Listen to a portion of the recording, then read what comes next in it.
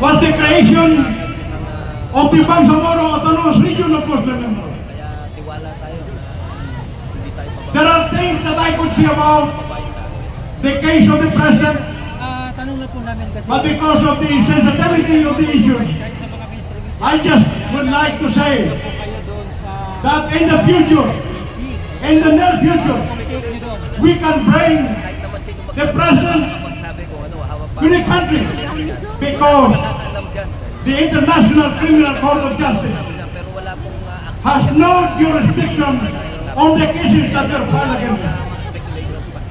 Even the People's Republic of China has said that the ICC should concentrate on its secondary jurisdiction because it has no primary jurisdiction over all the cases that were filed against President Rodrigo Rua Duterte.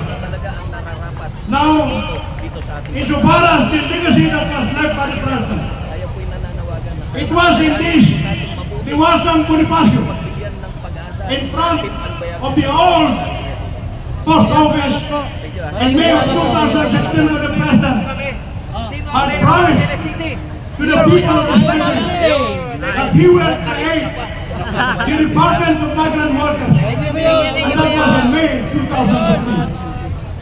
So in December of 2021, the President had signed into law the Department of Migrant Workers.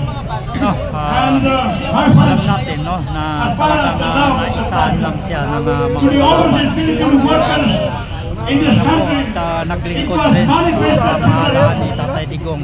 there was a time when there were more than 100,000 stranded Filipino workers in Saudi Arabia. And the President sent a complete delegation to Saudi Arabia. There was a time when there were 3 Filipino technicians who were kidnapped in Libya. And the President again sent a delegation to Libya at the height of the civil war in Libya in order to rescue the 3 Filipino technicians who were then kidnapped at the time in 2017. Then, in the latter part of his term, there were 7 sailors who were then imprisoned in Libya for more than 2 years. And the President again sent his men to Libya to receive personally the 7 sailors who were then released by the Libyan government.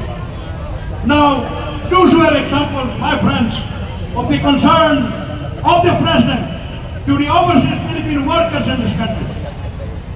And as I said, it was in this very ground where the President in May 2016 promised that he will create the Department of Migrant Workers, and true to his word, that department was created and is now operational.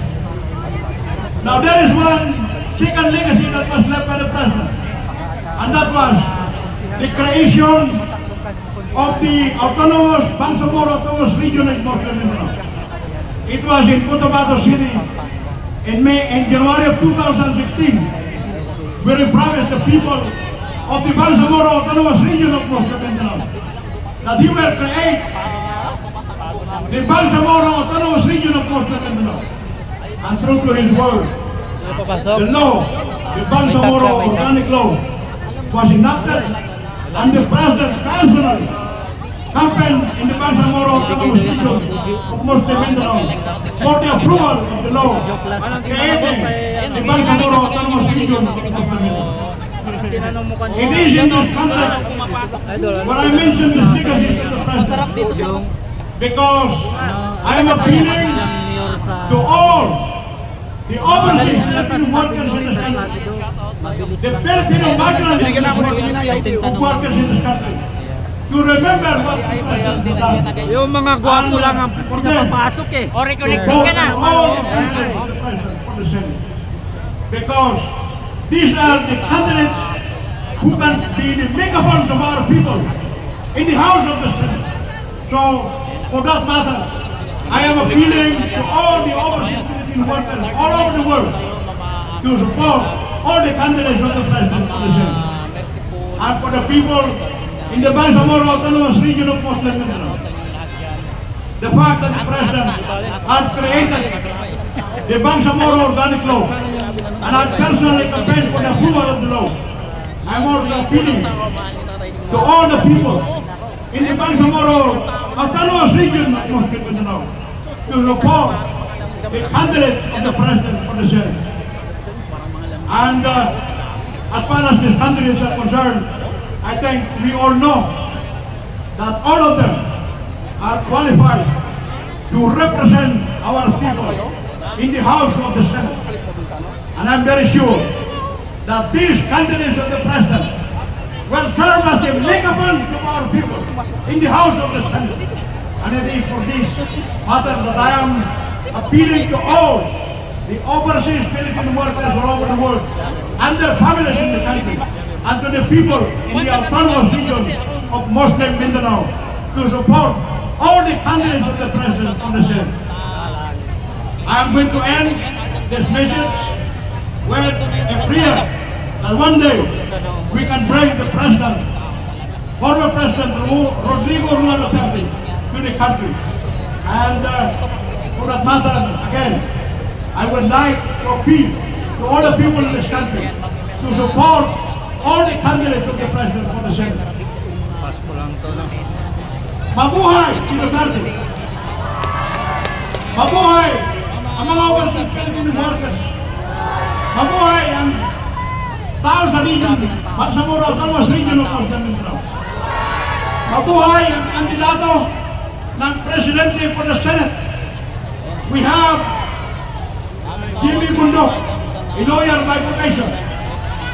Bato de la Rosa and Bongo.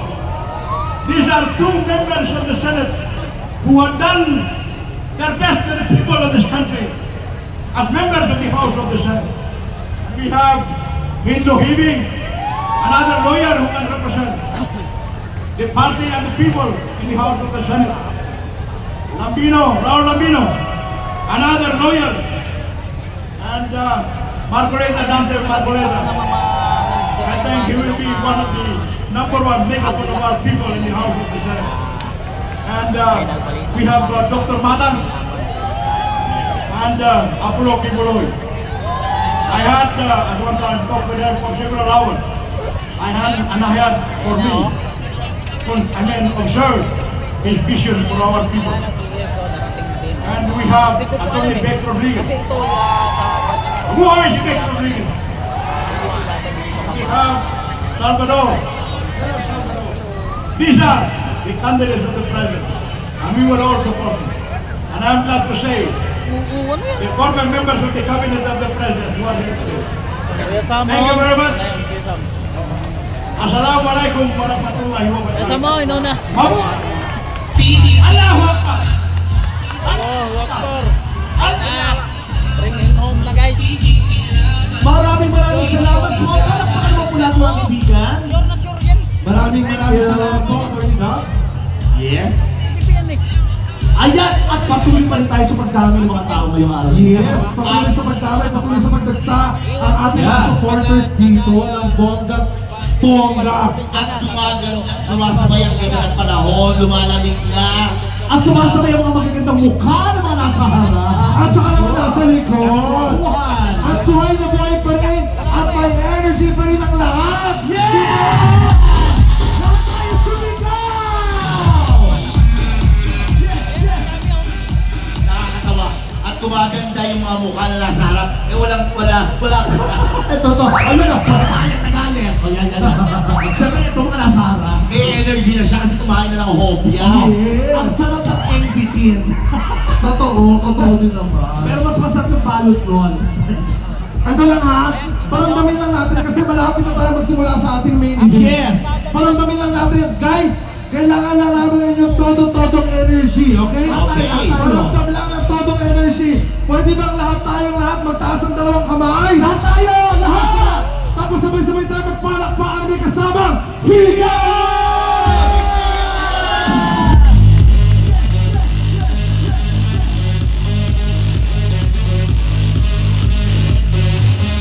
Ganyan kasaya rito, ganyan kasigla! Kitang-kita na buhay hanggang sa pinakadulo, hanggang sa pinakalikod, lahat sila excited na!